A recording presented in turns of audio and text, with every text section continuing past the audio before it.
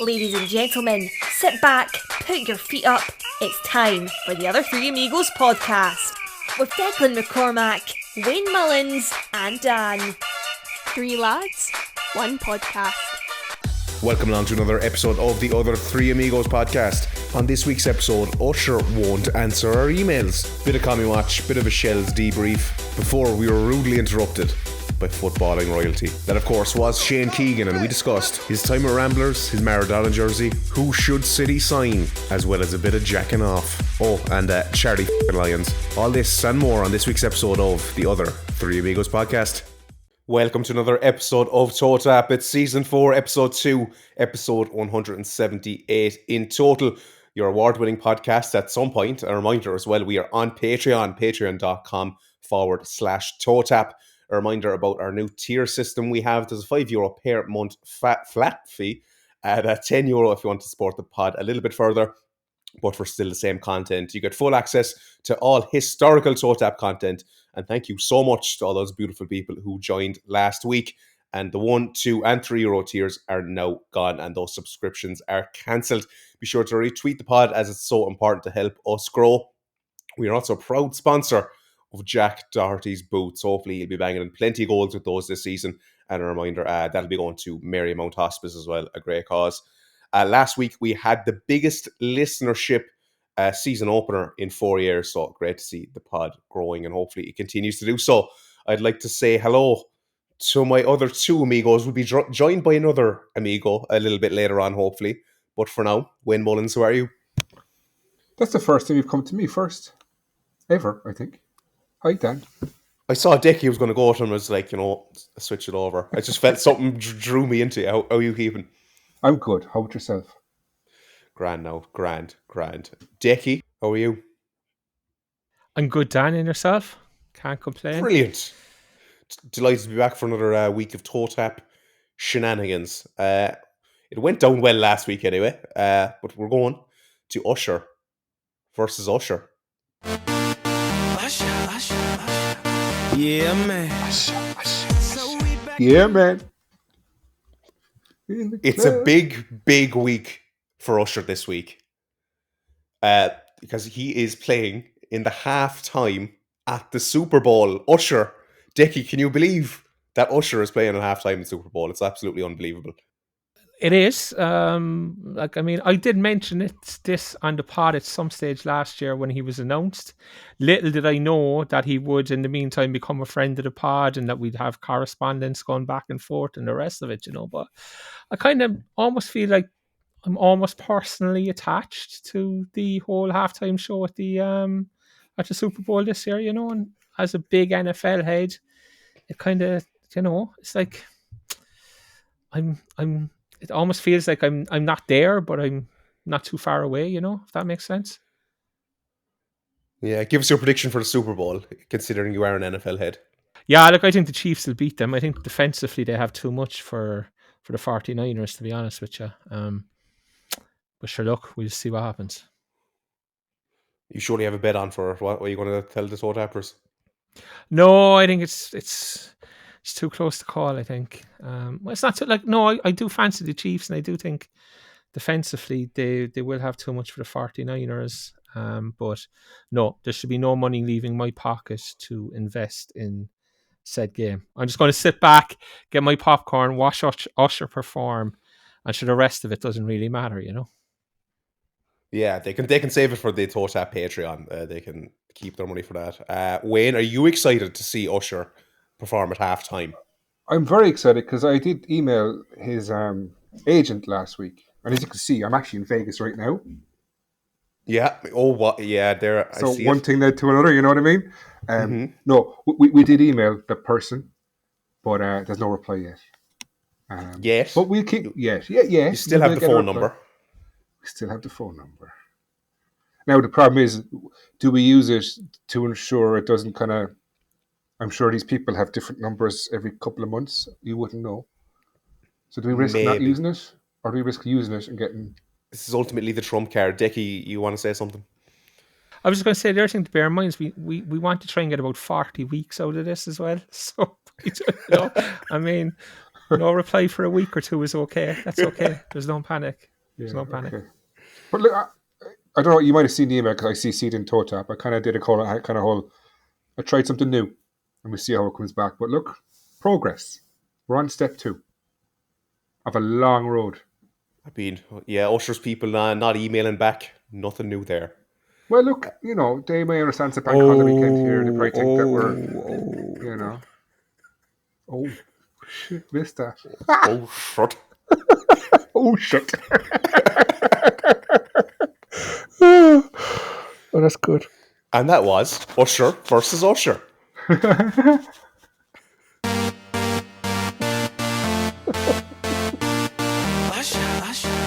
Yeah, man. Jesus, you cut it very quick there, didn't you?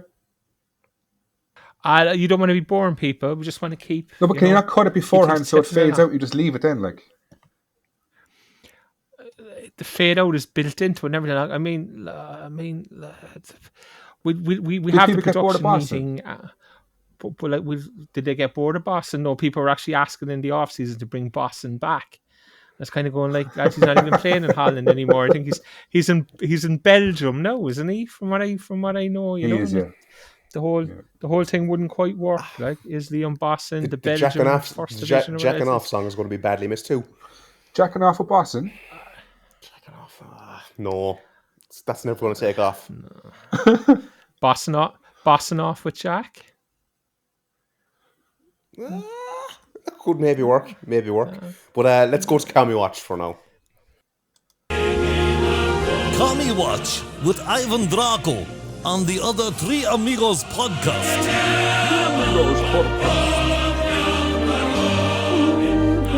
I'm going to leave this play the whole way through now in case Wayne gets upset.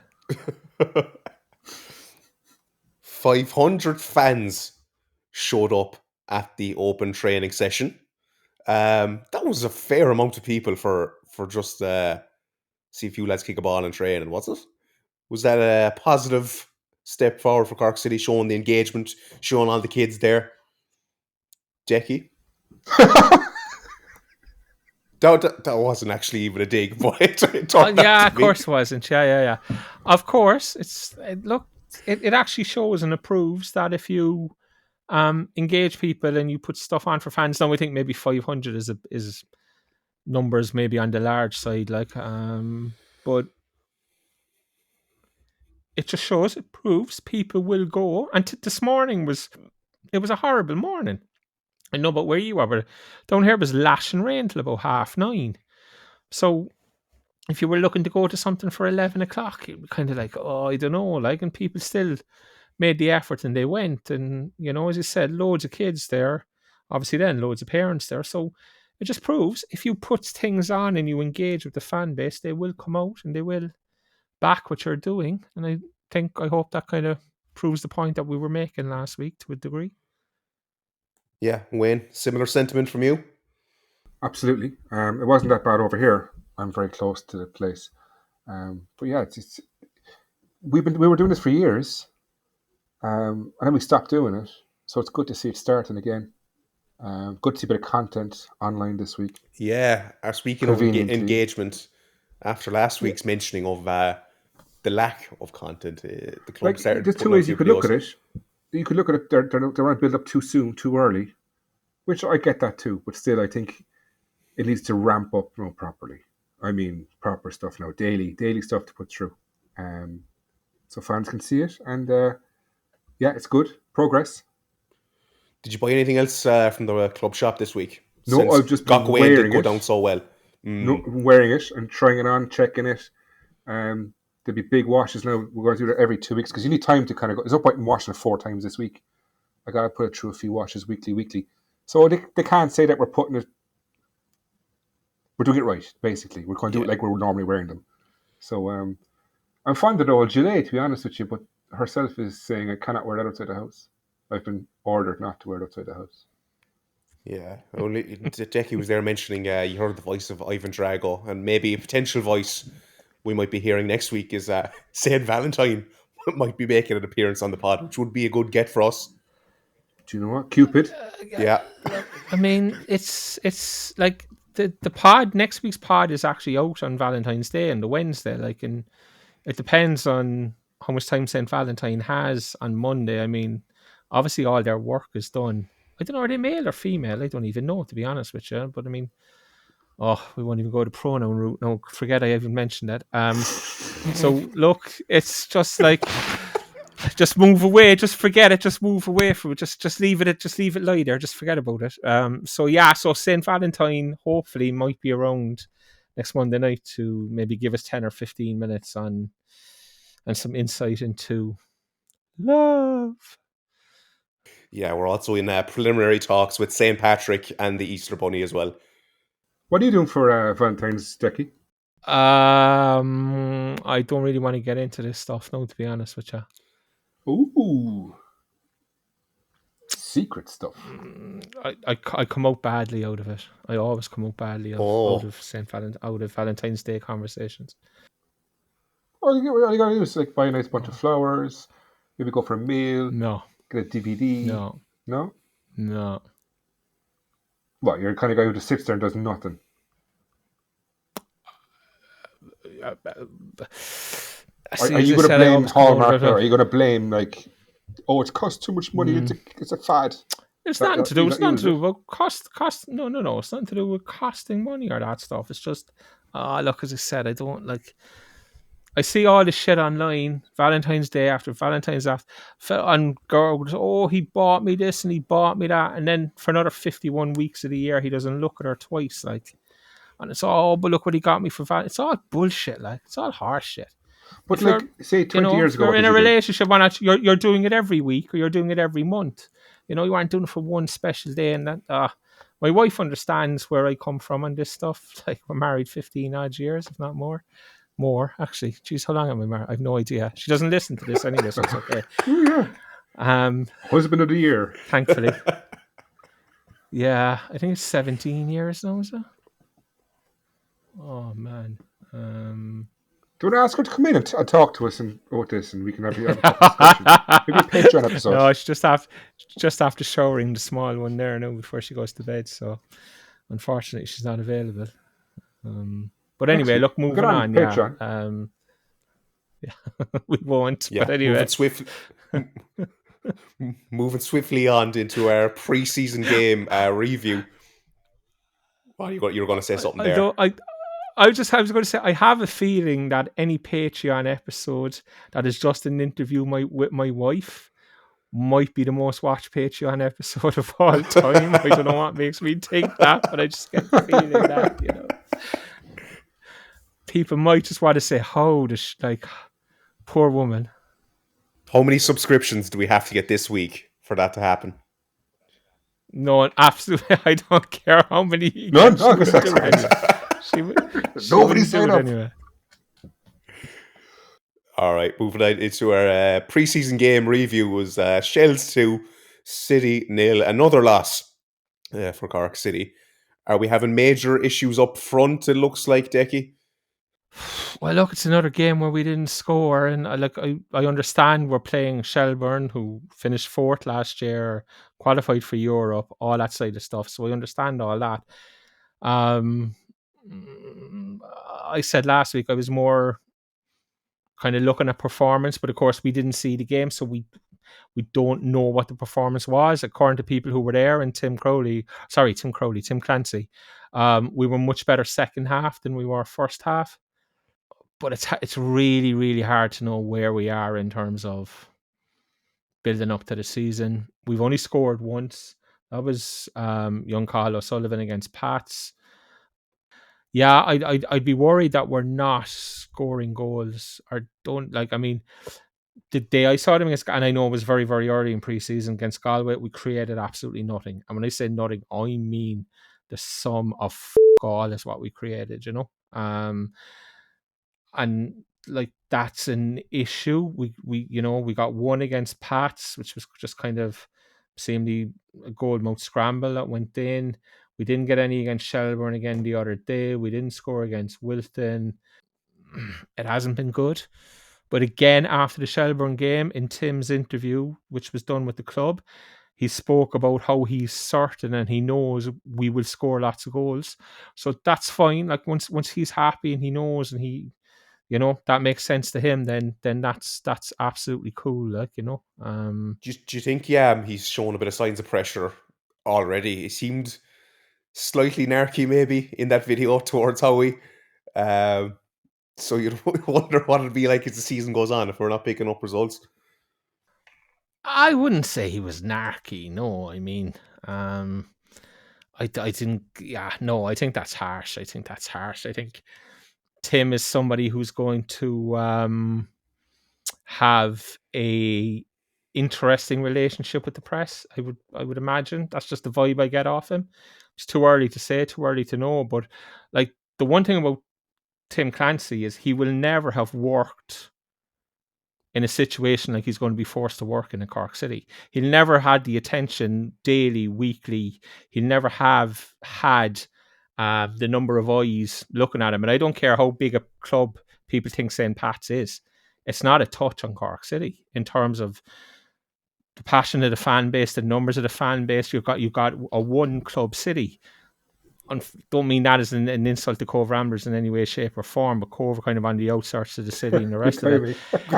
And Shane Keegan's just joined us now to hear me say that, you know. But I do think there is, I do think there's an element that Tim will never have worked under the scrutiny maybe that he's going to work under this year, and that's something he's going to have to get used to, basically, I suppose, more so than anything else. But no, I don't think he was in any way narky or anything, you know. I just think we'll segue it in smoothly. We'll come back to that game in a second, get Wayne's thoughts. But we're delighted to be joined here on Totap by a man who needs no introduction, but we shall give him one anyway.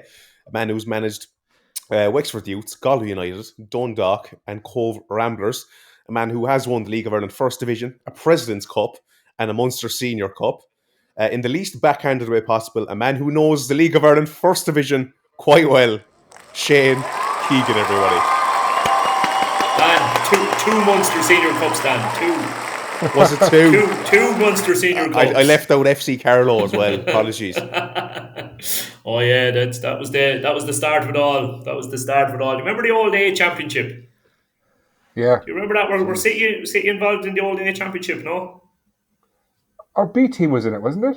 Was it? Yeah, there was a rule that every Premier Division side had to enter a second string team into the old League of Ireland A Championship. Yeah, and then there was like 5 or 6 new entities that were trying to break into the League of Ireland, and FC Carlow was one of them. My start ground. Were you managing them then? Were you? I was. That's where I got my first National League gig, I suppose. All right. The Cork City B team win. I thought that was Cove Ramblers. Hey, still is. Oh, she's a good few B team fellas after getting promoted to the A team. Shane, how did you get into management in the first place? You mentioned FC Carlow there. Yeah, I was always fairly I was one of these, you know, these typical fellas who was average now as a compliment, to put it mildly, in terms of my actual playing ability. But I was one of these fellas who could see what needed to be done, just didn't have the ability to actually do it. But I suppose I ended up being made kind of captains of a lot of my underage teams, even though I would have had very, very, very limited ability. And moved fairly quickly then from. I mean, I was literally finished playing. Not that I was much of a loss to the game, but I was literally finished playing by like 19, 20 and already focusing in on my coaching badges. We had a particularly talented young fella here in my own local town in Rathdowney who was only 12 or 13 at the time, and he was an extremely talented boy, and I suppose I wanted to see if I could help him progress as much as possible. So I thought the best way for me to do that was for me to start my own coaching badges and try and turn myself into the best coach that I possibly could, so that I could kind of help him along from there then. And our pathways kind of overlapped for a while. Then he was kind of the best player at the club, so he got in the county team. Next thing I'm coaching county, then he gets in a regional development centre, then I'm coaching regional development centre, then he's in an international squad. I'm kind of in and around that scene, so I kind of dovetailed with him for quite a while. And he got a scholarship to UCD to play soccer then, and when he kind of headed off, I was kind of going, right, he doesn't need me anymore. What am I going to do with myself now? And it was only at that stage I started to Google Dan and found out that there was a League of Ireland A Championship team not too far from me. I didn't even know there was such a thing as League of Ireland A Championship at the time, to be honest. Yeah, I wouldn't be kind of shy in circumstances like that. I picked up the phone. I got a contact number for the chairman. I picked up the phone. I rang him, told him I had just started my A license and that I was interested in progressing on that front. And I was 27 at the time. So thankfully, on the plus side, he said to me, "Look," he says, we're getting ready for the start of a new season." He says, "I actually don't have a manager." He said, "Look, you're 27, so you're too young to be the manager. But if you want to come in and get pre-season started and start coaching the lads and getting them ready while I'm looking for a manager, and then maybe stay on with the new manager," I said, "Grand, yeah, that sounds good." So I went down and got pre-season up and running. And about 4 weeks into pre-season, he kind of came along to me and says, "Listen, you seem to have this one. You seem to have this one sorted yourself. Do you want to plow on there and have a crack at it?" I said, "Yeah, deadly." So that's kind of I kind of fell into it that way, I suppose. Yeah. Two things there very quickly. What's your opinion on the tactic 4-4-2? Get the ball in the box. We'll start with this one. Look, I'd be I suppose the best fella I can think of to try and compliment it would be I'd be an Ancelotti, right? I'm a massive fan of Carlo Ancelotti because I love the fact that he'll go to a club, he'll see what they have, and then he'll decide what is the best way for this team to play based on the players that I have. And look, I have the height of respect for the likes of a Guardiola and these kind of guys who have a nailed-on philosophy and they get the team to fit the philosophy. But I don't have a nailed-on philosophy. I'll go and I'll see what sort of players we have. And if we have lovely ball-playing players and a lovely pitch, we'll try and get down and we'll try and play out from the back and tiki-taka and all that kind of crack. Whereas if I've got what I had in Cove, which was a couple of things to factor in, an awful lot of attacking talent in the final third of the field. So therefore, I felt we need to get the ball into the final third of the field as early as we can to let them do damage. And secondly, a home pitch that quite simply ruled out the possibility of being able to try and play neat football out from the back with lots of neat, intricate passes. Just not doable on the pitch that we had at Cove. So those couple of things kind of decided that we were going to be a little bit more direct last year. So your 4-4-2, get it in the box is probably, even though we were 3-5-2 rather than 4-4-2, but there was a case of getting in the box as quickly as we could, to be fair, I think. Wayne is celebrating there. And also, do you use Football Manager to check the stats of your players? No, I don't. We have Y Scout. I'm sure you've probably heard it mentioned. We have Y Scout, which is an unbelievable platform and leaves absolutely no stone unturned. You've got all your information there. Then there's the transfer market website.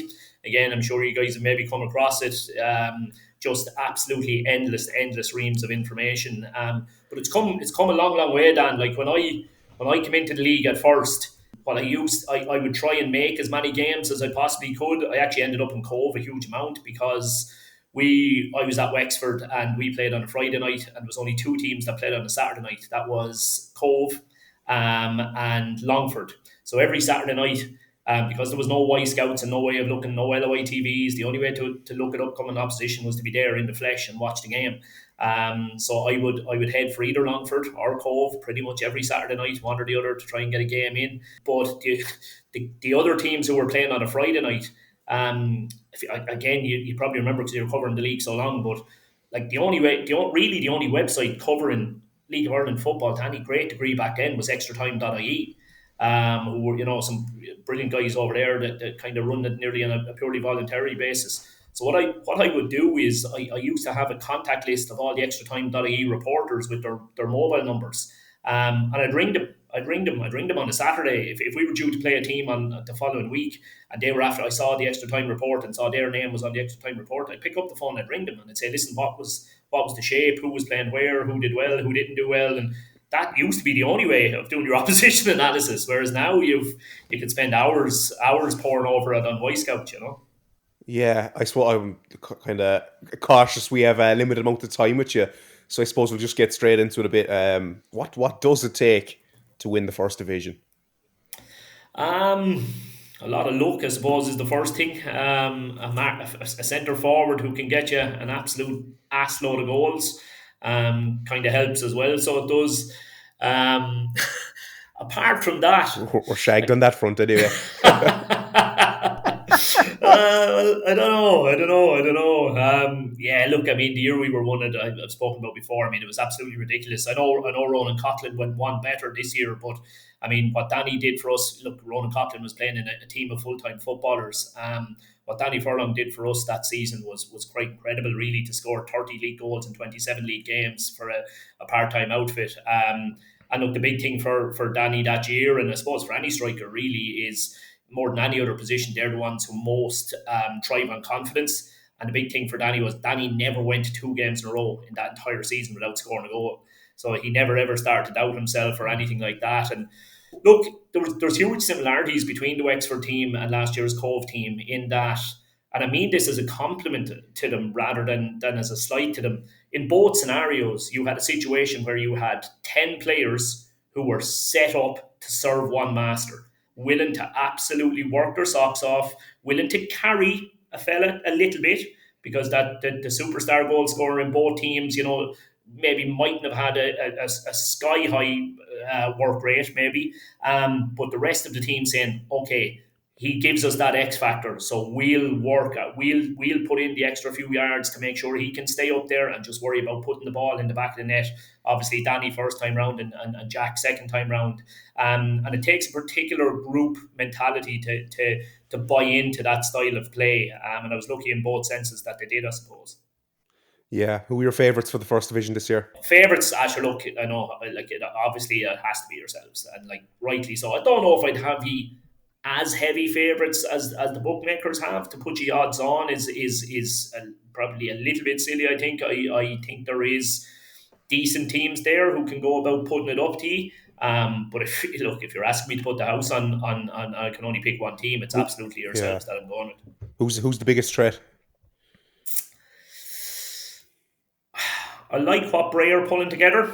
I'd be a big fan of Magurson. I think he's a big signing for them. If I had stayed on a Cove, he would absolutely have been the one I would have been going after to replace Wilson. I think that's a very good signing.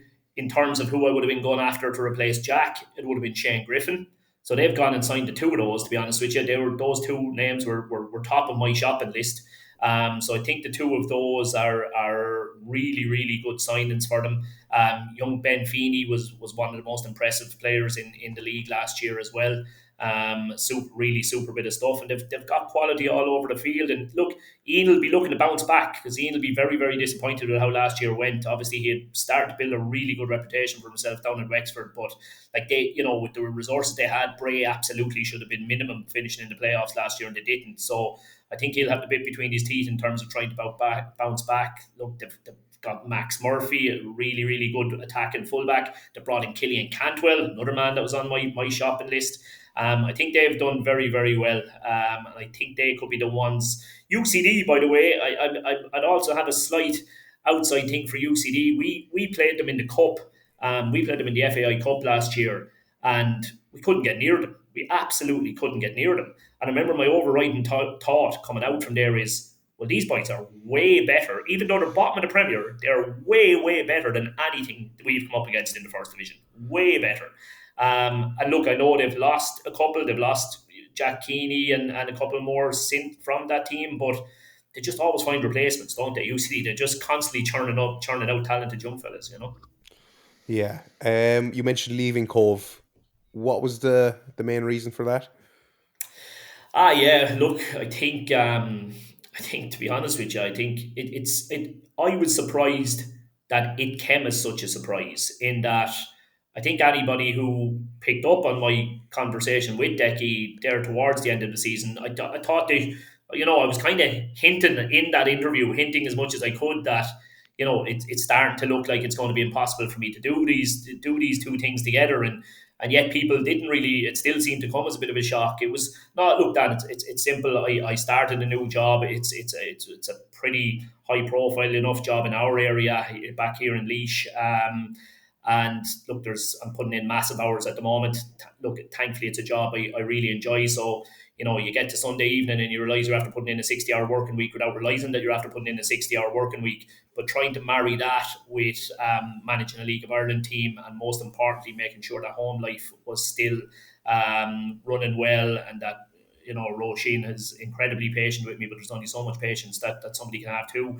And while she will be patient with me, Connor, who is now 9, will have no problem whatsoever in telling me that I haven't been around all week and that I better do better next week.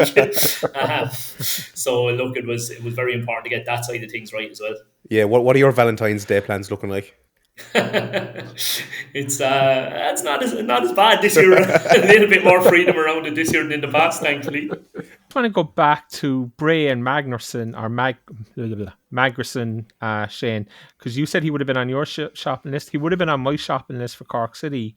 I don't know whether we ever were players. Bray got him, but the biggest concern, I think he's probably the best striker in the division, but keeping him fit seems to be a massive issue, and Longford couldn't keep him fit for any period of time last year, Have you any insight into what those injuries were and whether they are something that could affect them long term, or would you expect them to be fully fit this year? No, I don't know. You've made a good point. Yeah, that is definitely the one thing that he struggled with, and I don't think even just last season. I think he's got a kind of an injury record there since he came into the league. Yeah, look, I in terms of his profile, sure Tim won't mind me saying I did mention it to Tim because obviously Tim was looking at Wilson, he was looking at Dobbsy, he was looking at McGurson. There was a couple of names floating around there, I suppose, in terms of that kind of physical profile of centre forward. But yeah, I think he's a really, really excellent player. Yeah, the question mark is whether they can keep him fit. But if they can, I think he has the potential. I think he has the potential to even be the league's top goal scorer. I really do. Oh yeah, Paddy Power will be slashing prices left, right, and centre now on the back of that statement. Before we have until Wednesday to get a few pound on, no lads. Yeah, just to back up the core what you were saying about the interview with me, I'll never forget it because obviously the interview went out, and Eileen Ring, who we all think amongst those of us who are involved in Totap, Eileen is light years ahead of the rest of us. I remember Eileen ringing me and saying, Shane's on his way out of Cove. There's no way he's staying after that interview with you. He's basically telling you he's going or he's on the verge of going. And I was like, no, I don't think it was that way. I don't think he was that. She's like, would you ever go away and listen to it again and listen to what the man is actually saying, So it was like, she's okay, fair play. Very, very, very insightful lady. Fair play to her. Yeah, but do you feel like you overachieved last year, Shane? There's absolutely no doubt about it. Absolutely no doubt about it. I think people probably still look. Obviously, I'm going to say this because it reflects well on us, but I think people would still be shocked if they knew the kind of money that our players were on. They really, really would. Like you're talking about. Sorry, are you allowed to say? Low is putting it mildly. Yeah, and that's why I have such admiration for them. I mean, you'd be talking about 3/4 of that panel. It must be nearly costing them to play for Cove because, if you're picking up 100 quid a week and you're doing the amount of driving that you're doing and you're cutting hours in work here and there, it takes a certain type of person to be willing to do that. And they're an absolutely incredible group of players. Now, don't get me wrong, there was a handful of them there that we managed to get local businesses. That was the only way around it because the board were fantastic. And the key thing here for me with the board was you're trying to get the balance right between looking for a few quid to be as competitive as possible, but absolutely under no circumstances putting them in financial trouble. And that's been kind of the key thing everywhere that I've ever been is I'm absolutely not going to push for money that I know isn't there.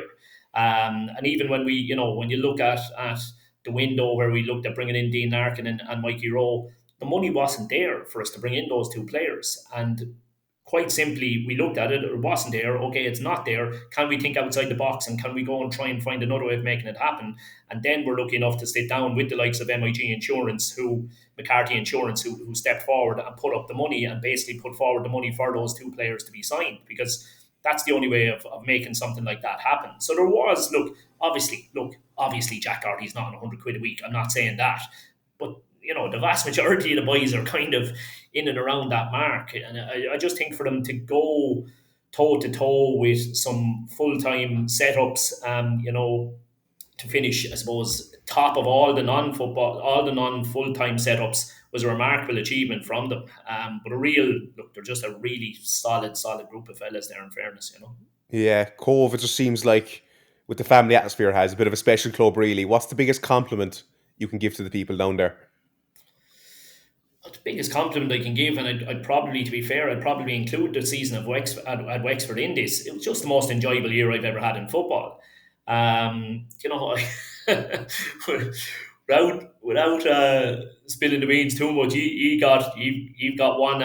Probably our number one character within the group has now gone in your direction there, and Charlie Lyons. Charlie's a gas man. You know, he could come out with anything. He'd say anything. You know.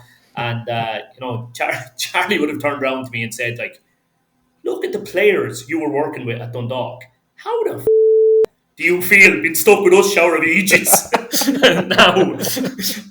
And you'd be saying to Charlie, but like I was only a minor part in a cog at Dundalk, so I was. Whereas this was yours. This was something you were building, and you were able to decide. You were able to decide on the character and the type of person you brought in around the place, and that's what we just did. We really focused on strength of character when we were bringing in. I just think the chemistry within the group was fantastic, and more than anything, that's what allowed us to do as well as we did. Yeah, going back to the time when Colin Healy leaves Cork City, were you ever approached to be manager of the club? No, absolutely not. And I know there were rumours kind of circulating, and at this stage there'd be nothing stopping me saying that I was if I was. But no, at no stage. As I said, people had passed comment on it to me, and I know within Cove they were kind of fearful of it. They were kind of half expecting that might happen, but no, it actually never happened. And I would know Dermot reasonably well. I'd have met Dermot at a couple of events and all that kind of thing. So you know, if I suppose I would say Dermot had his mind made up early enough what direction he was going, and I'd say as well as that, he's fairly clued in. Whatever about before I got the Laois job, I'd say from the time I got the Laois job, Dermot probably would have been clued in enough to know, well, you know, sure, this fella can't commit to full-time football, even if we did fancy him, or even if we did think he was a half-decent person maybe to approach, you know. When? Could you have done a job last season? With what we had, and maybe a few extra quid to spend in the transfer window. Oh, you have good players. He absolutely had good players last year. No doubt about that. In my opinion, and if I'm honest, I didn't think he'd go down. I didn't think he'd go down. I thought. Look, obviously Rory's goals were absolutely exceptional. I suppose the thing for me, Wayne, obviously, is I'm jumping back to the previous season. I know I wasn't in the core role for that long, but I mean, the players that G had were so far above first division standard, in my opinion. You know, you were, way ahead. And I thought that that standard player would be enough to keep you up where you are. I thought you might even find a way out of the relegation playoff game. But I did fully expect you to win the promotion relegation game, if I'm honest, yeah. Dan, sorry, 2 seconds. Shane, as you look at that game, and you talk about you expected us to win that relegation game, why didn't we win it? Was there something jumped out at you about that game and about us that night that you can say, God, that's one of the reasons they didn't win that game? Can I be completely honest with you? You can. You're really asking the wrong man here. Do you know what was going on that night? It was the Cove Ramblers end of season party. So we were in the clubhouse. We did have it on a big screen in the background. I do remember that, but there was also a band playing, and there was a fistful of pints being drank from around 6 o'clock that evening. So my ability to tactically analyse that game, Decky, is not good, I'm afraid. And the funniest thing is, if Wilson Waweru scores and Turner's cross 90 seconds before Waterford go down the other end and score, you're probably playing us in that game that night. Because I think that's the sliding doors moment. Wilson scores there, and you're in that final. I'm absolutely convinced of it. And he should score. Yeah, absolutely, yeah. And I think we had one more after that as well, Alec Byrne. Their keeper makes a brilliant save from Alec as well. And look, the gas thing is then, Decky, I'm saying that I never expected you to go down, but yet I suppose because this is the way the season had gone for us, and because of, and I know they're only Munster Senior Cup games, but because we'd had a bit of success in the Munster Senior Cup games against you as well, like, so we would have been going into a playoff final with you fully convinced that we were definitely going to be able to beat you, fully convinced that we were definitely going to be able to beat you. But at the same time, reality is, if I was a Cork City fan, I absolutely would have preferred to be playing Cove Ramblers than Waterford as well, because like they, individually, man for man, there's no doubt they have far superior quality to us. And again, that's not a slight on our lads; it's more of a compliment on what we achieved. But if I was a City fan, I would have been for once in my life hoping Ramblers won that game, to be honest. Yeah. Do you think there was a mentality issue with Cork City last year? You mentioned we had the quality, but just what was it about that group that just didn't seem to click? Actually, I don't know. Like again, there's no point in me kind of giving kind of false summarizations. Dan, when the problem is when you're managing in the League of Ireland First Division, you are all consumed by the League of Ireland First Division. So in any situation where I've been asked to comment on the League of Ireland Premier Division, I've been kind of holding my hand up and saying, well, hold on, I'm actually one of the worst guys you can ask here, because every Friday night when the League of Ireland Premier Division is on, I'm tied up in the League of Ireland First Division. And when it comes to analysing what went on over the weekend, I don't really give a shit what went on in the Premier Division. I'm neck deep in analysing what went on in the First Division. So I wouldn't have had a wonderful eye on it, other than, as I say, looking at the personnel that you had available to you, and thinking, that team should be able to stay up. Now, at the same time, I also would have questioned the recruitment a little bit. Like there was a reasonable budget to work with there. I just thought there could have maybe been a little bit more proven League of Ireland quality got in around the setup. Just to go back very quickly to the interview, we did a thing, and you mentioned that you had been telling fellas in the Cove dressing room that it was a great dressing room to be in, and they have to remember when Premier Division clubs come in for them that, it might, the grass isn't always greener, is what you were saying. When I think about that now, I mean, were you at that time talking to Charlie Lyons and Jack Doherty, and were City already after making moves at that stage for those two guys? Yeah, look, I was definitely talking to the Jackson. Look, if I'm honest, there was probably six names. There was probably six names at Cove that I thought there was going to be serious interest for the six of these. Despite what I said in the dressing room about the grass not always been greener, five of the six are gone. Keegan Brown is the only one that surprises me. Probably that I don't know whether there was a case that there wasn't bigger plays made to sign Keegan, or whether it was that there was some big plays made to sign Keegan, but they knocked them back. I'm not 100% sure what that was. He's a cracking lad, and he's probably made a very good decision in that sense with staying with Cove, because he's going to be nailed on there, and it's only his second season in the League of Ireland, so that makes sense from that side of things. But yeah, look, I didn't look while I was hinting at it. Don't get me wrong. When I was having that conversation with you, there genuinely wasn't a final decision made, because part of it was slightly going to be out of my hands as well anyway, in terms of the Laois gig and having conversations with Laois GA and all of that. So it wasn't that I knew in the dressing room that I was definitely gone. Far from it. But I knew that there might be a chance that I might be gone. And what I wanted to do was to try and leave Ramblers in the best possible position that I could. That if it was a case that I was out the gap, could I say something in that dressing room that hopefully might sink in with lads and might give them the best chance possible of trying to retain players. And look, it didn't happen. It didn't happen. And don't get me wrong again. At the same time, I completely understand why some of the players have made some of the moves they've made. It would have been very, very hard for them to knock back the offers that they've received for someone. Like almost all of the players who have left, the moves they have made, they make sense. They make sense. I can see how in each of their personal circumstances they make sense. How does we were always going to lose Lee Stacey. That was always a one-season gig. There was no way he was going. The travelling he was doing was ridiculous. He was never going to be able to do that. Look, from a Cove Ramblers point of view, it's actually a very good thing that he's gone to Rovers, because I thought he'd end up at a Bray or one of the Dublin clubs that they'd be competing against. So from their point of view, it's good that he's out of the picture. Wilson, Premier Football, back up close to home. Mikey Rowe, back close to home again. Another fella was doing a huge amount of travelling. And then look, when yourselves come knocking for the lads as you have done as well, very, very hard for them to knock back those situations as well, With all those guys after leaving then, Shane, how do you see Cove faring this season? It's going to be a difficult season for them.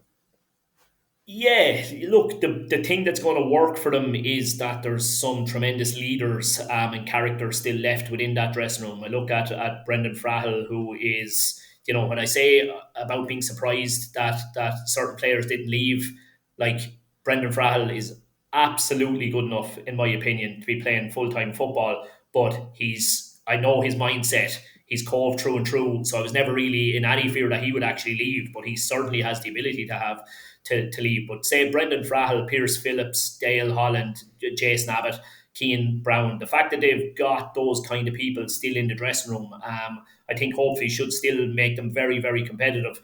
Reality is, you've lost your top three really in Wilson, Jack and Mikey. And you've lost your keeper and your left-footed centre half. I don't think they've managed to replace Charlie in the sense that they haven't brought in a left-footed centre half. So that is absolutely going to make life tougher. Definitely going to make life tougher. Matthew McKevitt, Liam Curvick have scored a bag load of goals in pre-season, so hopefully they'll be able to fill the void that's left there. Although I saw they did have a disappointing result today in the Munster Senior Cup against Kerry. So that, I suppose, a result like today just shows that it is going to be tough. It is going to be tough. Gary's first year as a proper League of Ireland manager as well. I really, really hope things go well for him there. But look, I think the club are realistic enough to know that there needs to be a little bit of an adjustment of expectation there as well for the moment, before hopefully then kicking on again. Shane, what can you tell us about Jack Doherty? Jack, where do I start? Look, Jack is outrageously talented. He's absolutely outrageously talented. There's always a player, Dan. I call it a domino player. So again, I would have had it at Wexford when we got Danny over the line. I had it at Galway when we got Ronan Murray over the line. There's always a player that you sign that makes people, go, oh, what's going on there, kind of a thing. And Jesus, they might actually be decent. I wouldn't mind getting involved there. That could be a decent setup. And look, it was Christmas time 2022. We very, very, very nearly missed out on him. He had agreed terms with another club and rang me to tell me that he was after agreeing terms with another club. And I asked him to give me 1 hour. Give me 1 hour before going down to go and sign any paperwork. And we came back with improved terms, and said, but I need it now, Jack. I'll have somebody at your house within the next half an hour with the form.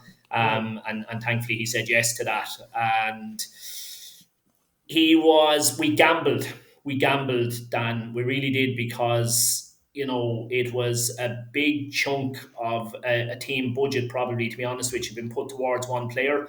And if that one player doesn't deliver, you're in trouble. But he actually exceeded my expectations. I've known Jack since he's 12, 13. I used to manage Kilkenny District League under 13, under 14 teams against Jack when he was playing with Waterford, and he was beat me way back then. So he was, and he was a player that I always wanted to try and get my hands on and work with it at some stage if I could. But as good and all as I knew he was still even better. He was still even better than I expected him to be. He's the talented players. the talented players tend to be what's the phrase? I'm trying to be politically correct here. Harder to handle, and Jack fits. And Jack fits the bill there. Jack absolutely fits the bill there. No. He look. He put it this way. I suppose one of the prime examples, and this is the good thing, is at least he's got the awareness to know that he's hard to handle. We had our end of season awards. And one of the awards was for biggest moaner. And the brilliant thing is that Jack voted for himself. Jack put himself down on the form for the award of biggest moaner, so he's self-reflective enough to know the sort of fella that he is. But look, he's got very, very high standards. He's ridiculously talented, and he does get frustrated sometimes when those around him maybe aren't on the same level as him. But look, if you put the arm around Jack and make him the centre of your universe, by Jesus does he respond. By Jesus does he respond. But, it's a different dynamic now. It's a different dynamic going in with yourselves. And again, I would have had a bit of a chat with Tim around him and all of that kind of stuff. Look, I'm not saying you need to build the whole team around him, but he is that good that for me, for all the quality you've signed, I'd still be making him the absolute fulcrum of my team. And I think if you do, I don't think he'll let you down. Yeah, you mentioned getting hands on there. Were you a big fan of jacking off with Decky? That was, yes, that entertained me immensely over the course of the season, to be honest with you. It certainly did, because look, again, the gas thing is, like, I would have been kind of, look, I was doing a huge amount of driving. I do a good bit of running as well, right? So you need to be entertaining the head. So I would have audiobooks, podcasts, all of those on the go all the time. And obviously you're going to listen to podcasts and stuff that interests you. So I would have been listening to ye just as a League of Ireland podcast that interests me for most of the year. But the next thing, as it started to get towards that final quarter, I was going, okay, I need to start upskilling myself here and get my know-how as high as I can on Cork City. So he actually at that stage became a source of information for me. In that you were telling me who was playing well, who wasn't playing well, what injury record were like, all of that kind of stuff. So at that stage I was starting to listen to you with a pen and paper, to be honest. Just loaning notes about Bulger. Yeah. If you were Tim Clancy now, Shane, is there anyone at the moment you'd be like, God, I need to sign him? Someone who's not signed at the moment. Oh, Jesus, who's left? Who's left at this stage? I'm trying to think. There can't be too many. I mean, anything that's left is probably going to have to come in from outside of the country, isn't it? I don't know. You boys might be able to tell me if there's any players you've been rumoured with. I'm looking down at my phone here. I don't know if he looked at it as much as I do. I know him obviously from my time at Wexford. Ronan McCarthy. Ronan has a spreadsheet. I don't know if you come across this spreadsheet. Yeah, it's top class. It gives all of the squads, everybody that they've formally signed, and then a list at the bottom of the players that they've lost. So I'm just looking down here at your own list. No, look, there's such a limited pool of players really, that it is very hard to come up with stuff from outside of the box. I would have been a huge fan. Keane Brown being the perfect example again this year, or I suppose my most successful one would have been Lee Grace. I'm a huge fan of looking at amateur football and seeing is there anything there? Like, is there something that can be pulled from that level? And I'll be honest with you, I'm after been to a good few games in the last while, and I still think there is. I still think there is one or two. If I'll throw a curveball, probably won't overly surprise you if you've heard me speaking before. I tend to regurgitate the same names all the time, but one that I would definitely consider worth investigating if I was Tim is Mikey Drennan. So Mikey's back playing junior football in Kilkenny with Evergreen. And he's banging in goals, like absolutely banging in goals. But sure, of course he is. I mean, this is a fellow who's the top goal scorer in the under-19 Next Gen Champions League, whatever it is, 7-8 years ago. Ability like that doesn't leave you. And they've probably got a second one as well, to be honest with you, Lee Delaney. I tried to sign both Lee and Mikey at Cove, and I had Mikey signed at Galway, only I got the bullet the week I was signing him. So that put the block on that one. But Lee is centre back for the Irish International Amateur team. And he's a fine player as well.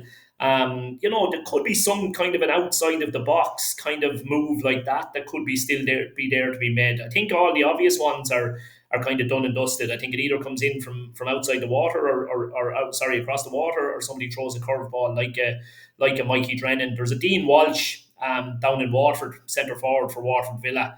Absolutely outstanding centre forward. Himself and Mikey Drennan are two fellas who are playing at amateur level but are absolutely capable of hitting double figures in the League of Ireland First Division, Well, okay. And I suppose if you're signing a player from abroad, What's the process like that like? Is it just videotapes? Do you have to go out to see them? What's that whole Yeah. process? Yeah, look, Dan, judging whether he's a good enough player is the easy part because Y Scout, there's just so much footage out there now that, you will be able to get footage on absolutely everybody and anybody on Y Scout.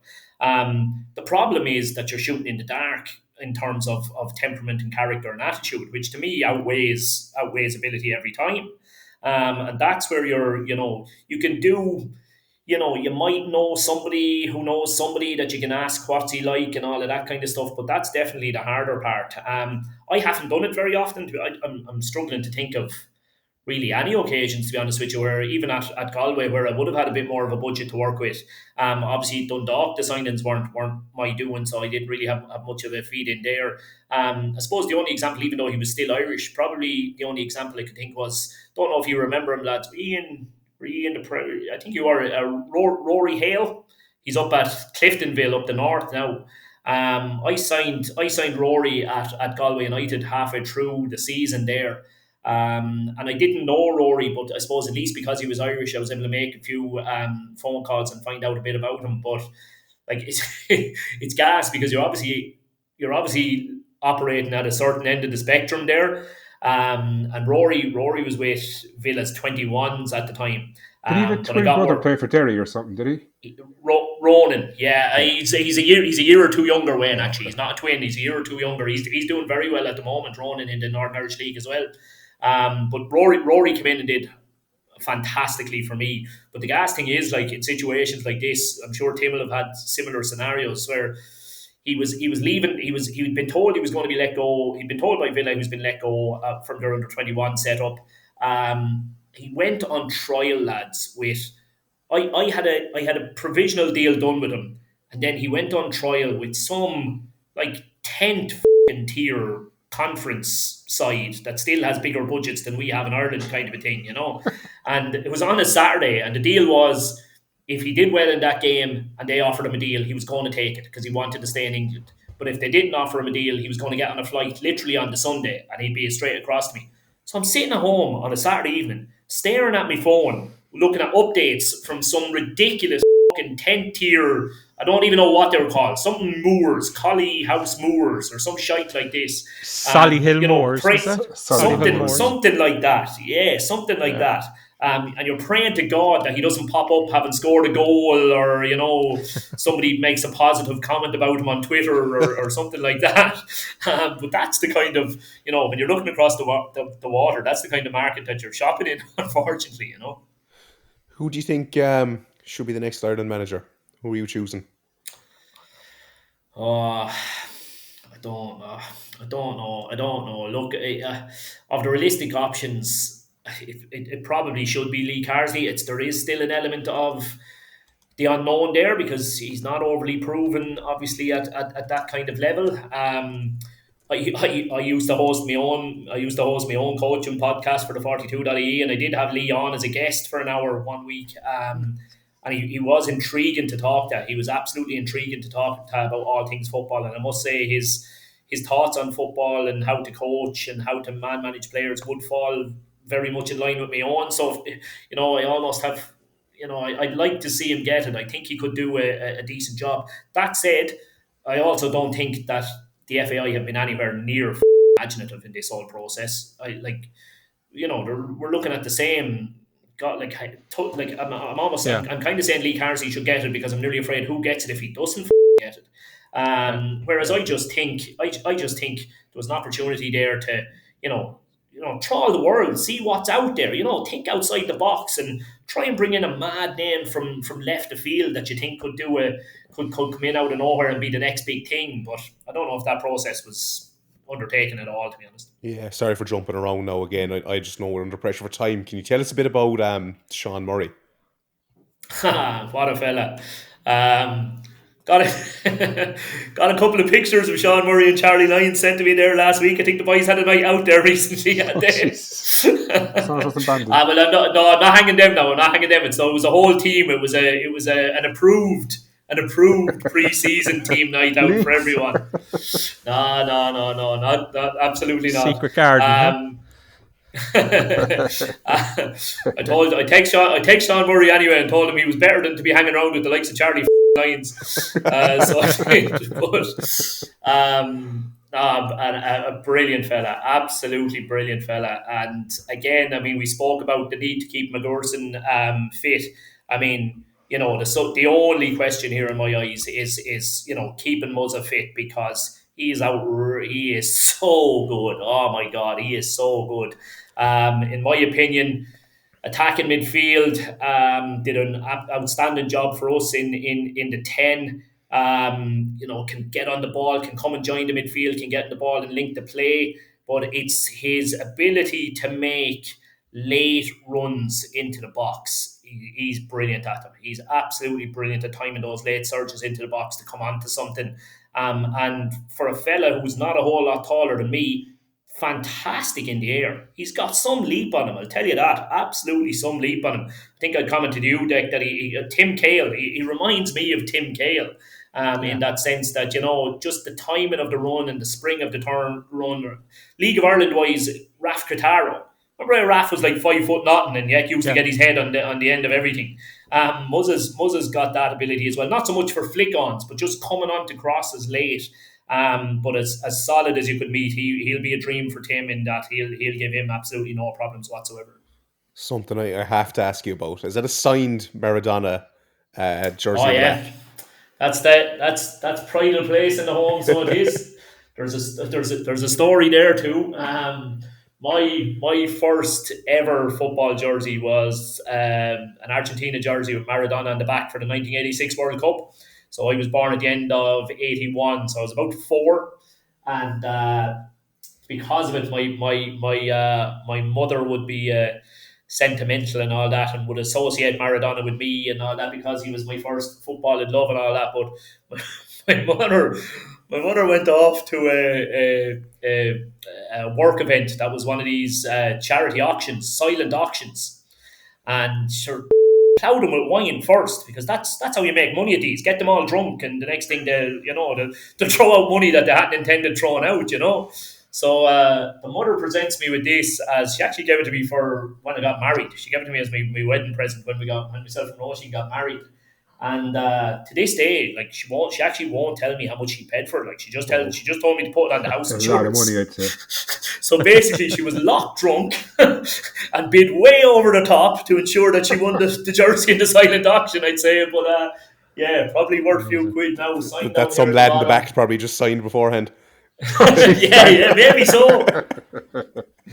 Maybe so. I've seen it done before, I'll be honest. I cautious of the time there, but Dick, your way in, is there anything you want to ask Shane before we leave him go? That was literally the only question I wanted to ask him when he dived in, so we're all good. That was a great answer. Dickie. Just basically, Shane, what's your top five, the playoff teams for the First Division this year? Boom. I would be stunned if I can't give you the top 4. No, sorry. When I say I can give you the top 4, I couldn't guarantee you the order. I would think Cork City finish first, and some combination of Bray, UCD and Wexford are the next 3. To me, I think those 4 teams have immensely more quality than anybody else, to be honest with you. And I do think Cork have that bit more than the rest. Obviously, again, we've spoken about some of them, but if they can keep Greg Pulcher fitting on the pitch as well, guys like that are probably still Premier Division class. Really, Muzza is Premier Division class. Charlie Lyons, in my opinion, Premier Division class. So I do think yourselves at first. I also would get on very well with Tim, and I think he did an absolutely sensational job with Drogheda. I know it didn't go quite as well for him at Pats, but he did do a sensational job at Drogheda, and I hope he's able to replicate that with yourselves. So I think it's yourselves first. I think those other 3, who nicks the last playoff spot, I don't know. I think it could be a battle between Ramblers and Harps. I think Harps will do a lot better this year than they did last year. But to be honest with you, I think you could throw a blanket over. I'm surprised at Treaty. I think we all thought there was going to be a big injection of cash at Treaty and that they were going to be immensely improved, but that hasn't really proven to be the case. So I would think Kerry and Treaty, might find it difficult to get into that picture. But I think the other three, what are we left with? Longford, Finn Harps, Cove. Athlone. Yeah, at loan, I don't know. Perrott was incredible, lads. I think Perrott gone out at that loan team. There's a fella you could have gone after, by the way. Me, what a player! What a player! But with Perrott gone out of that loan team, I'm not sure if they'll be able to replicate what they did last year either, to be honest. Yeah. Are you going to come back to the LOI management? Yeah, I think so. To be honest with you, look, there's this kind of saying there, the gig I'm in at the moment, I absolutely love it. I think it is the kind of gig that it could be in for the next 10 years. But I also think that it's probably only going to take me a year or two to get a really good handle on it. And maybe, hopefully, it becomes a job that rather than it being 60 hours a week, it is more manageable again in a normal 30 to 40 hour working week. And that then would free up the time to have another crack at League of Ireland, because I will miss it as soon as things get heated up again, for sure. Full time at Cork City someday. Shane, thanks so much for joining us here. Really Thanks, appreciate Shane. it. Appreciate it was fantastic. Cheers, Thanks, lads. Shane. No problem. Have a good one. Thanks for that. Cheers. And that is the end of our first half. Come back in the second half where we will continue on with our pre-season game review from the City Shells game, and we will go to the mailbox. Hey Totappers, become an elite supporter of your favourite podcast by signing up to our Patreon. For as little as €2 a month, you can help us to continue to bring you all your favourite Cork City FC news and fun. Imagine life without Liam Bosson. Imagine not hearing Commie Watch. Well, it's time to stop being a tight arse and sign up to one of our 5 tiers. Each tier has different perks for you. Click the link on totap.ie or head to patreon.com/totap. We're broke and poor and need your hard-earned cash. And welcome back to part 2 Totapper, lads. That was some chat with Shane. What a man. Yeah, you just know the depth and breadth of knowledge that he has is incredible. And it's we only touched on a very, very small part of it there. But even the fact that he's talking about strikers who are playing junior football in Waterford, who he thinks could score double digits in the League of Ireland First Division, no problem. There's very, very few people in the country who have that level of knowledge around the game, So glad that he's willing to talk to us, and glad that he is a friend of the pod, and obviously he listens. If we end up with Mikey Drennan in a couple of weeks, that's going to be a Totap exclusive. Yeah, it is true. It is true. It would be amazing if we signed Mikey Drennan. I would, wouldn't it? We try and get him back like once every couple of weeks if we can. Maybe once a month. Get him That's back true. That's true. He'd probably be looking for a wage at that stage. I'm just thinking now, does it come a point whereby the club wouldn't sign Mikey Drennan just because Shane Keegan said on this podcast that Mikey Drennan would be a good signing? Well, then we've won, Decky. It's game over, There's no winning. Reverse psychology. They'll sign him now. No one in the club listens to this podcast. They don't. No, they don't. That's true too. That is true too. Wayne, what was your biggest takeaway from the Shane chat? I just love the jersey. I saw it since the first minute. I couldn't concentrate. All I wanted to do was just find out about the jersey. It was good though. It was nice getting 2V chatting, because it was a bit like an OTB. It was a bit kind of just listening to, Jesus, this is like an OTB chat here. But no, I think he's very knowledgeable. I think it's different. He was saying he doesn't really get players from abroad much, which is kind of, I suppose, he feels he doesn't need to, because we have the players in Ireland. I suppose it's different if he was managing a top tier club higher up the table. It might be different, but the level he was kind of managing at, I suppose it's perfect for him, which is probably what we should have been doing really this season, which we haven't done. Maybe I thought it was very interesting. Besides, 2V fighting over questions was kind of funny too. I just sat back here and just watched really. Jackie, is there anything you want to say? I'll allow you this time.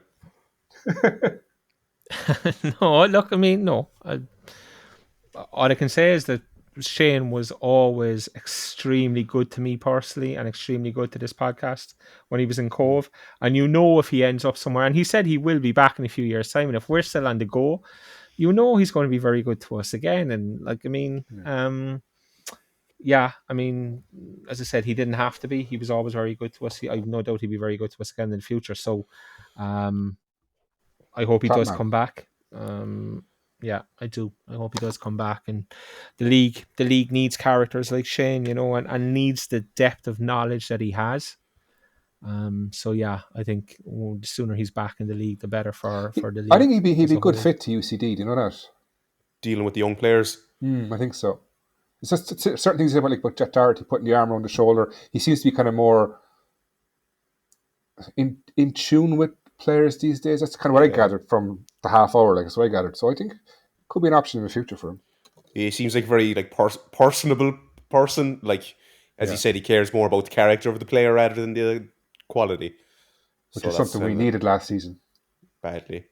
We just move straight onto the mailbox. I think we've had enough of the Shells review. Just no one wants to be listening to that anyway. Decky, if you'll do the honours. Yeah. Postman Pat, and in black and white cat. Early in the morning. Dara Hogan comes in. Heard Dermot Usher and some of the Munster Rugby lads are doing speeches and answering questions tomorrow. Anyone have news or know what's happening at the other three amigos? Anything, lads? I heard a radio ad, I think, mentioning something. I had a few drinks at the weekend, and someone texted me about this, and I can't remember who it was. So I'm going to have to read and see what it said. There was definitely something in this. No, I'll be all day looking for it. Crack on. I don't know what the answer was. We know for next week. Kitman. It was the Irish market. The Irish market. If you want to ask me, I can tell you, lads. Decky, what's this about? It's the Irish Marketing Institute have something on in UCC where Dermot is speaking. It's in relation to sports marketing and sports business ownership and things like that. He's one of the speakers there, along with a couple of people from Munster Rugby. What day it's on, I'm not entirely sure, but that's definitely what it is. I did look into tickets and things like that. It's €25 if you're a member of the Marketing Institute, and I think it was 35 if you're not a member. I'm not a member, and I'll be honest, I'm not paying 35 quid to go to it, so I left it off.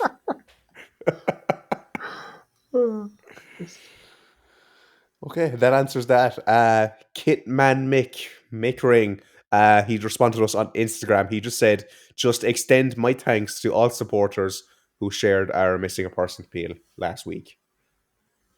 Yeah, brilliant stuff. Thanks to everyone who did that. That was absolutely incredible. We did address it on the Patreon episode, but yeah, that whole thing was amazing news. Obviously, terrible to happen, but amazing news ultimately in the end. Garrett, the boy Barry, can we get a poll up to see who calls it red sauce, tomato sauce, or ketchup? Thanks. We'll get on it. We'll get on it during the week, and we shall see what you think is going to win out. Depends what part of Cork you're living in. That's what it is, really, isn't it? If you're on the north side, it's red sauce. If you're on the south side, it's one of the other two. Isn't that right? Yeah, I would say so. I think ketchup was the most common one. I'm putting my money on ketchup, but we shall see. Philip Morrissey comes in. All the talk was regarding the need for a number 9 to replace Keats and another centre-back. Has there been any word on that? Deck, he'll be the man who'll have the answer here. Yes, anyway. Yeah, we can exclusively reveal Cork City are going to sign Mikey Drennan before the season begins, and that will solve the issues up top. Centre back, I believe they're looking at Brendan Frahel from Cove, but again, that is okay. The two boys are looking at me stunned now, like I'm talking seriously. No, Shane Keegan mentioned Brendan Frahel as somebody who could play at a higher level. Dan, so Dan wasn't listening. Obviously, we were looking at the jerseys. No, yeah, names are just gone over his head. But look, no, it's. I don't know. I haven't heard anything. None of us have heard anything. It's like there's just silence. I mean, we brought in Nathan Wood, on loan from Newport. To me, looking at his profile, he's a midfielder. Maybe Newport fans online have said he can play He's a winger. wide. You know, they've described him as a winger. Tim Clancy in his interview, when was it? Was it after the show? No, it wasn't. I don't know. I heard him speak somewhere at something. Oh, sorry, he did. Yes, he did the piece in Bishopstown last Friday, I think it was, maybe Thursday or Friday. And he specifically name dropped him as being somebody who can come in and help out up top. There's not much of that in his profile. Shane mentioned transfer market, all these places that you go to look at players and try and dig up their stats and all this stuff. There isn't really anything in his profile anywhere online that says he is a striker. Tim name dropped him. He also name dropped Jaden Uma as being the second option alongside Keegan Murphy. Jaden Uma's 15. No, he's an incredible player, lads. Like the lad could be anything. But he's 15 and he plays wide for the academy teams as such. So I have serious concerns about the striking situation now at the moment. Genuinely have serious concerns. And I think all City fans do. I'm not the only one. I'm the one who's on here voicing it, who's going to get pelters again from, those in power. But I would also surmise that we may be finished shopping. I hope I'm not. I hope I'm wrong. But I think there's serious issues to be addressed there still in that area of the pitch.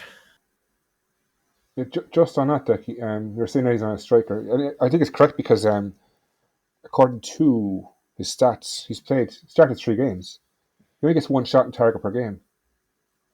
Of those 3 games, that would suggest he's not a striker. It would suggest a wide man or an attacking midfielder. Because if you're a striker getting 1 shot and goal a game, we're in trouble. Yeah. Do you think there's going to be an over-reliance on Jack Doherty to get the goals, as Shane, he said he'd build a team around him in a roundabout way? But I think that the main fulcrum of the team is going to be Bolger, Murray and Jack Doherty. You have to build it around the centre and you hope that you can fit the pieces around them. The problem is, we've got a good midfield, I think. We don't have a good strike force. We don't. You can't rely on a 15-year-old scoring goals. The pressure is too immense. Even if he's 16 soon, it doesn't matter. And there's rumours he's going away anyway. So we need 2 strikers minimum. I mean strikers, number 9s. We need 2 number 9s minimum. Where we get them, it's going to be a potluck. It's going to be a Y-Scout. And any of us can look at Y-Scout. From the Waterford Senior League. Well, is it worth a punt? Do you know? Totap's Mikey Drennan. Could happen. Liam Roach comes in. Are we genuinely worried about the pre-season results, or is it just a case of it's only pre-season and we're playing Premier Division teams? Win. Yes, I am worried. It's not a case of a draw against the shopping centre, having a laugh, and then Pats and Galway. We're 4 games in now. We scored 1 goal. I know they say you're better off playing bigger teams, but we need to be playing. I was going to say teams like Wilton United, but that didn't really work either. Just teams like, I don't know, the under-19s, batter them off the park. We need to start scoring goals and getting crosses in, doing the one-touch plays, getting the set pieces right. You can't do that if you're defending the whole. This season we're supposed to be attacking, not defending. We need to be playing teams we're attacking against. And I think it's a big mistake. Well, look, we could turn up against Kerry and win 4 or 5-0. Who knows? But to answer the question, I'm worried. Yeah. Decky. Yeah. Look, I mean, I said this earlier before Shane came on. Results not so much. It's more about performance and those kind of things, and we just don't. We scored once, as Wayne said. We've conceded 11. I don't care. You going into the back of any season or going into any season off the back of that run of games and results, you're not going in confident. It's important. And I know people say, "Oh, it's only pre-season," and Graham Cummins wrote a piece in the Echo a couple of weeks ago where he was like, you're better off playing Premier Division teams. And I agree. I agree with playing up a level. But his thing was because you won't be overconfident going into the season. I think it can work the other way as well. I think it can kill your confidence. And like, we conceded 4 against Galway. We conceded 4 against Pats. 2 against Shelbourne the other day. One of them was a penalty, I believe. And I do, like, people have said we were much better in the second half of that game. I understand all that, and that's all positive and that's all good, but we're not seeing the output that Tim Clancy keeps referring to when he says this is a team who are going to score a lot of goals during the season. We're not seeing any evidence of that in pre-season. And the thing about playing up a level, if we had scored 2 against Shelbourne and got a couple against Pats and then got 1 against Galway, etc., then you'd be going, okay, that means you're going to get a lot of goals in the first division because you've gotten 2 twice against Premier Division teams. We haven't scored at all. There's just no evidence there of what Tim is saying. Now, I understand when we come back into playing the first division teams, the levels drop significantly, and Shane has said and explained why he thinks the quality we have is far above lots of teams in the first division. But putting the ball in the net is the hardest thing to do in any division, in any league in the world, and we have shown no ability in pre-season to do that, and it has to be a worry. It has to be. Just one thing there. I'm a fan of Keane Murphy, right? Because the style of play I would play would be, get the ball in the box, big man, knock it down. I don't think he suits the way Tim Clancy's going to play. And last season he played 750 minutes, and the average shots on goal was half a shot per game. That's not good, like. I as I said, I actually think he's a decent player in certain types of play. They're not going to be hoofing the ball in the box. He's not going to be getting in, busting, barging people around. This is going to be more one touch. I just worry where the goals coming from. Jack Doherty, yeah, but you can't expect him to get 15 goals, 20 goals again this season. 18 he scored last year, was it 18? You can't expect that. Yeah. It's just a worry. I know on the Decky spotted this on the website. They were putting 4 or 5 lads as strikers on the website. Sorry, no, but they're wingers. Like we've 2 strikers, a 15-year-old and Keane Murphy, who again would suit different styles of play. I don't think he's going to suit our style of play. Okay. Boring Keane Coleman comes in. Nathan Wood, Brad Wade, Dick Steele, Greg Pants Bulger. Our team now has an unmistakable porn actor ring to it. Wayne, Decky and Dan, what would be your porn film title for our upcoming season? E.g. First Time in Kerry, G. Usher Time, Viagra Supply, and we're up by July. Decky can answer this one. This is going to get some trouble. He can't. What was the last one? I haven't seen this. What was the last one about Viagra? Viagra Supply, and we're up in July. That's the winner, I think. Okay. No, I'm not going down this. I hadn't seen that before you did. We're not going down this road. No, like, I mean,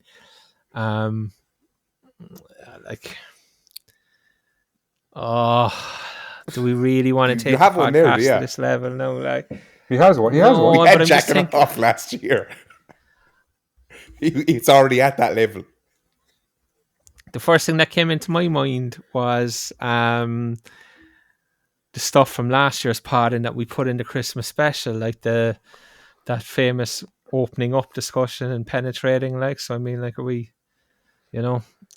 some like opening up in Athlone, or penetrating flanker or something like that, like, as titles. But I mean, as I said, we don't, like, I can't believe you actually asked that question out loud. I can't.